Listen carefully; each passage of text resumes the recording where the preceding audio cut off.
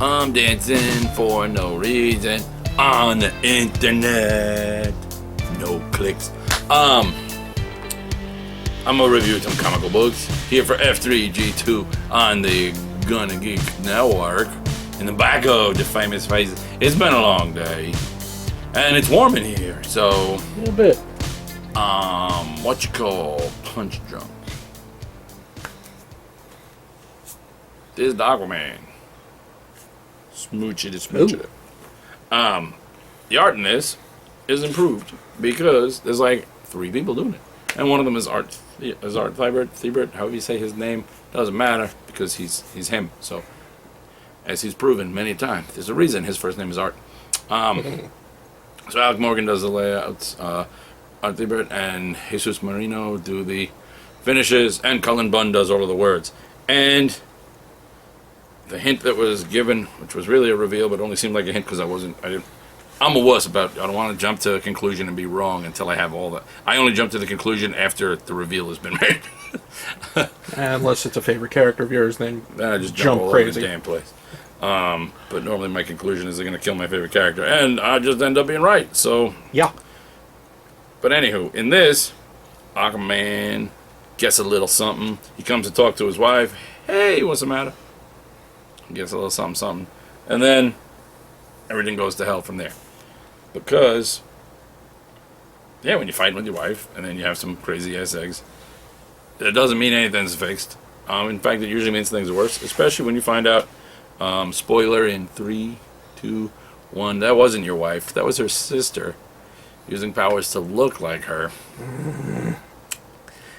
So complicated. But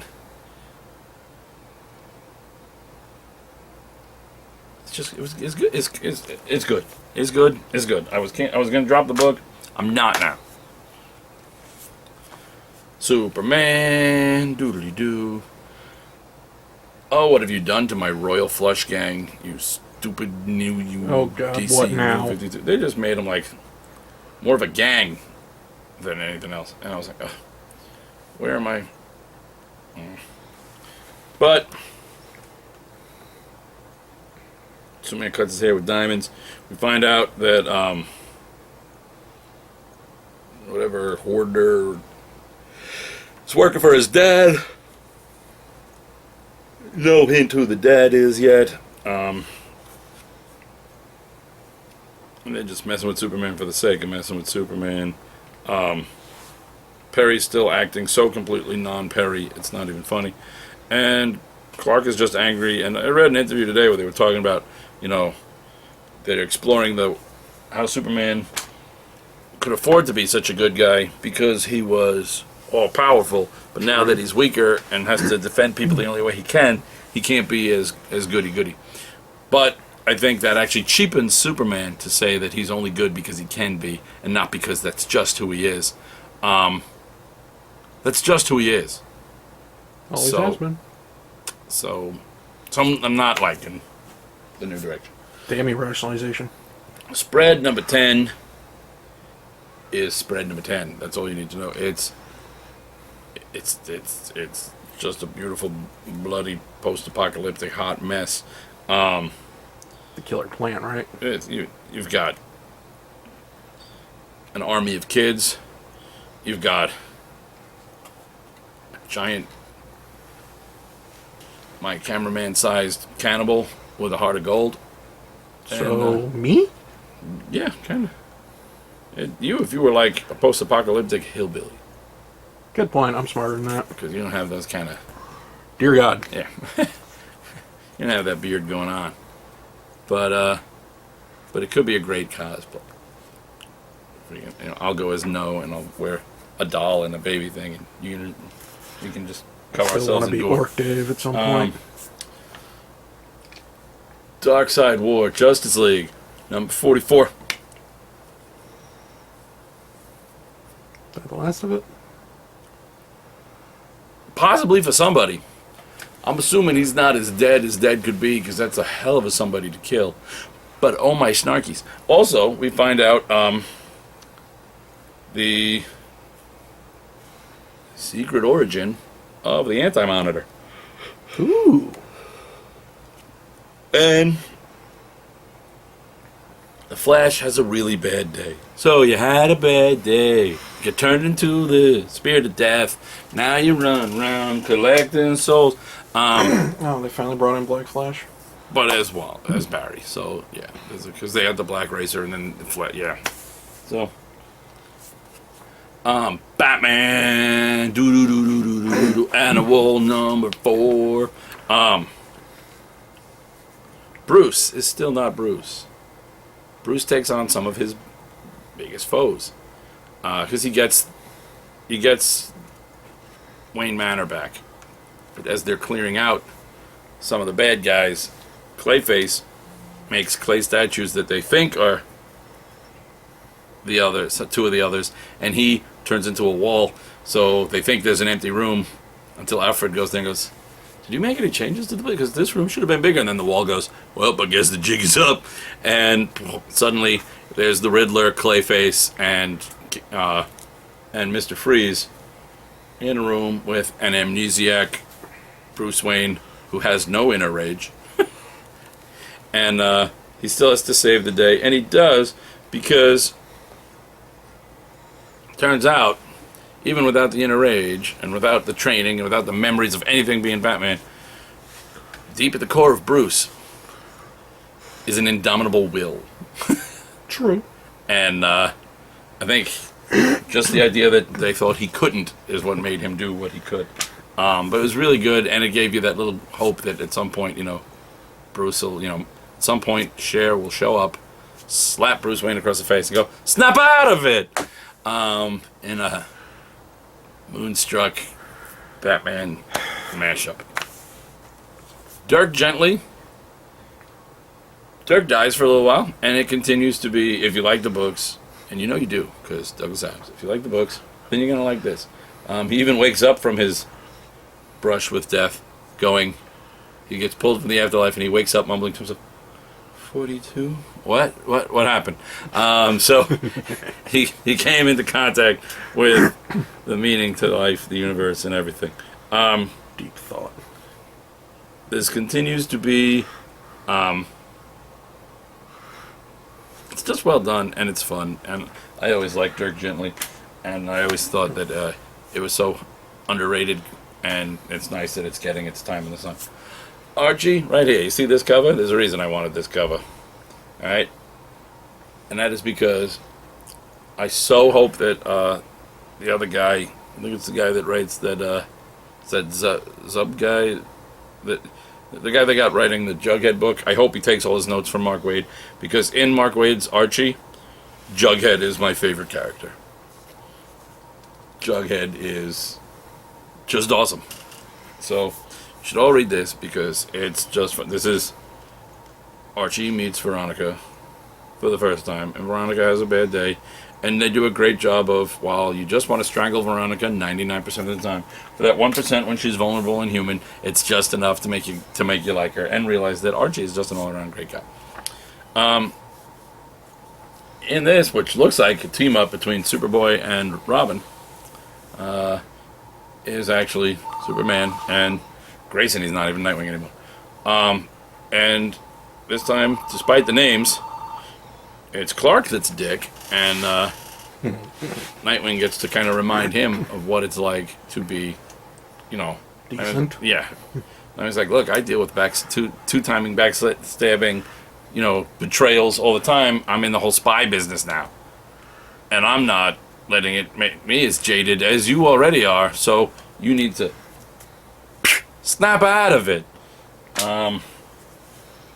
Savage Dragon has more of the most uncomfortable sex scenes you've ever read in a comic book.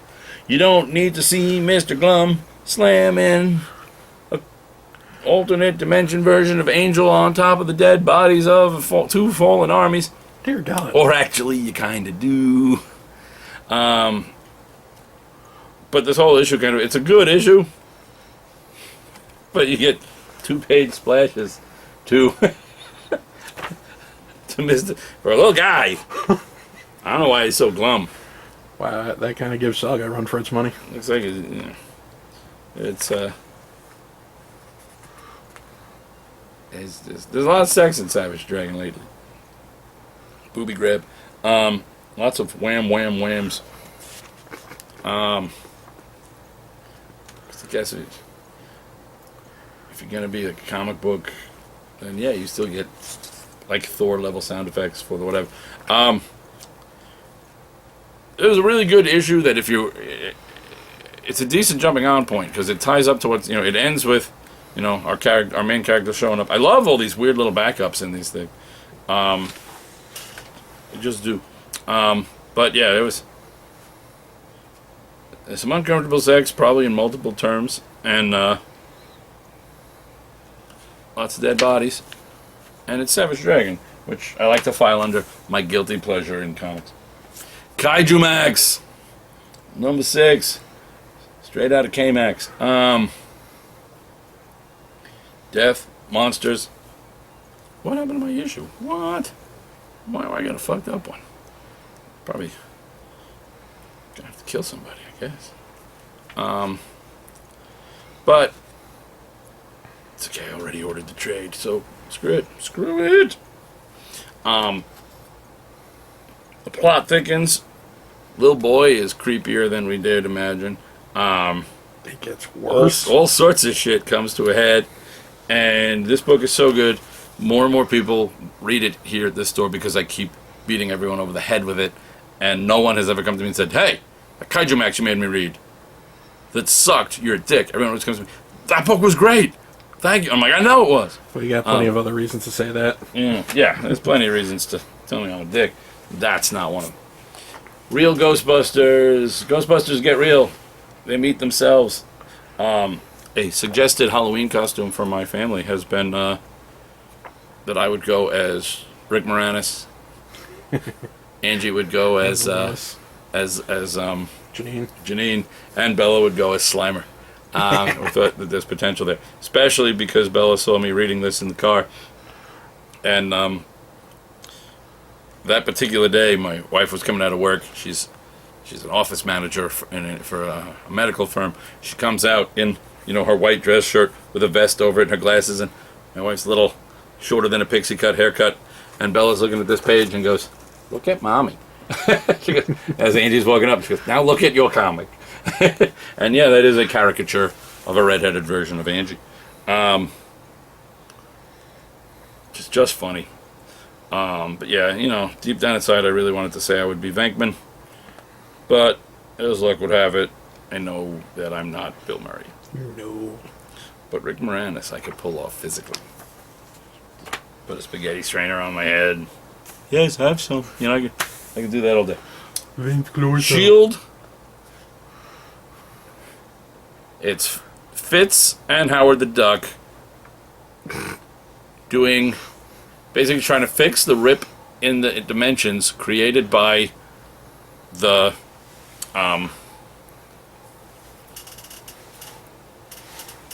Spider-Man. What was the series? What the hell was that called? With all the different Spider-Man. Yeah, the Spider-Verse storyline. So they end up in basically it's a Duckverse storyline. There's all these alternate versions of Howard. Oh Lord. And our Howard, and Fitz, and a shield agent with an owl head who works magic, not greatly. And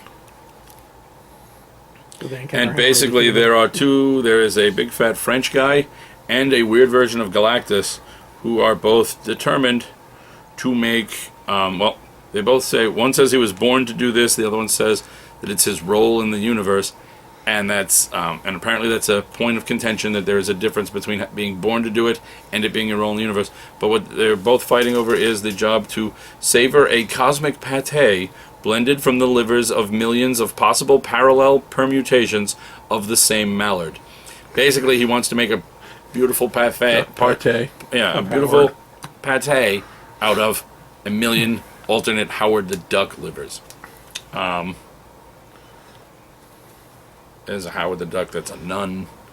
There's one that's Bev, just dressed as a duck. There's a Thor duck, a Thing duck. But yeah, it's Howard and it's Fitz from the TV show. And just an army of ducks. And it was the most beautiful thing I've ever seen. Mantle sadly comes to a close, but a really good close. There's potential to bring the character back, but this is perfect. Get this trade when it's done. Read it. This is what a how many issues was this? This was 5. This is what a done in one superhero series should feel like. New Suicide Squad annual actually finishes up the storyline from Suicide Squad, so I almost didn't get this because the annuals are expensive. Would have completely somebody's dead and everybody else is back and they're just going on with missions. How did it happen? I didn't remember. But it's all in here. Harley has a crisis of faith or a crisis of insanity. I don't know. She doesn't believe in herself as much as she used to. More broken. Deadshot. Can't remember who the hell Parasite is. Just because Parasite is Parasite. Like, who? Oh, yeah, that guy. And is still having troubles where after his injuries, his hands start to shake when he's aiming, and he's no longer quite. He's more wound shot than dead shot at the moment. And Reverse Flash believes in himself. Which version is this? Reverse Flash? That's the Danny West version. Mm-hmm. Probably the best thing they've done with him was take him out of the Flash book and give him just better work on him. Black Manta starts to see the flaws in drinking Kool-Aid, and Boomerang is, in need of rescue, but also is still just Boomerang, which is what makes him so awesome. Don't call her the Cavalry. The Cavalry. Don't call her the Cavalry. Then she's like, a place where people worship. But don't call her the Cavalry either, because she doesn't even have a horse. Now, it was good. It's basically all of these little books have been sort of the true official merging of the S.H.I.E.L.D. show characters into the Marvel comic universe. And I'm okay with that. Although I still think they need to do a little bit of the opposite now, too, and give us some real S.H.I.E.L.D. characters in the show. Well, ones that don't die. Well, yeah, give me, there's a whole slew of S.H.I.E.L.D. characters out there. I want some operatives on the ground. Get Dum Dum. Poor what's her name Dum Dum they used all of those guys in the future. We had Gabe's grandson, and he's dead now. So what we need to do is get some. I'm talking some of the more modern ones. Put some of them in there. Heck, you got what's her name in the movies. Kind of, unless they have some secret plans they haven't revealed, which is possible. They don't have to tell me what they're doing. Maria. But what's her name? No, Sharon Carter. Sharon Carter. Yeah. Agent 13 or yeah. Bring her. Do something. Give us some. There's a whole slew of S.H.I.E.L.D. characters that I would like to have on there. And so far, anytime they've used it, like what's her name? They brought in and killed instantly. Victoria Hand. Yeah, Victoria Hand. Someone whacked her, and it was an assassination. That means it was a job. So, Hand job was whacked off. You had to work too much for that one. Can you say that on TV? No. Book of Death, the Fall of Harbinger. This was weird because it takes place in like a weird future that so far in the future that it flashes back to still the future. And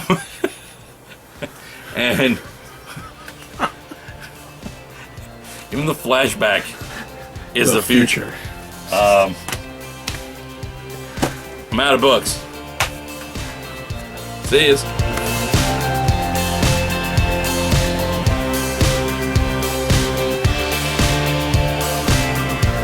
Thanks for watching another video from Gonna Geek. If you like geeky stuff, check out our podcast network, our news and articles, and our community forums. You can find it all at GonnaGeek.com, like us at Facebook.com/GonnaGeek, tweet us at GonnaGeek, subscribe to our YouTube channel at YouTube.com/GonnaGeek, and check out our live programming at GonnaGeek.com/live.